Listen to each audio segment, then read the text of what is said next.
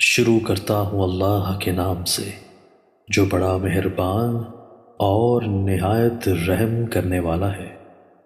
حضرت عبداللہ بن مسعود رضی اللہ عنہ نے بیان کیا کہ ایک صاحب نے عرض کیا، یا رسول اللہ، کون سا گناہ اللہ کے نزدیک سب سے بڑا ہے؟ فرمایا کہ تم اللہ کی عبادت میں کسی کو بھی ساجی بناؤ حالانکہ تمہیں اللہ نے پیدا کیا ہے۔ پھر پوچھا، پھر کون سا؟ فرمایا یہ کہ تم اپنے بچے کو اس خوف سے مار ڈالو کہ وہ تمہارے ساتھ کھائے گا۔ پوچھا، پھر کون سا؟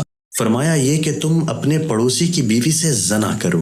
چنانچہ اللہ تعالیٰ نے سورہ فرقان میں اس کی تصدیق میں قرآن میں نازل فرمایا، اور اگر وہ لوگ جو اللہ کے ساتھ کسی دوسرے معبود باطن کو نہیں پکارتے اور جو کسی ایسے کی جان نہیں لیتے جسے اللہ نے حرام کیا ہے سوا حق کے، اور جو زنا نہیں کرتے، اور جو کوئی ایسا کرے گا وہ گناہ سے بھڑ جائے گا۔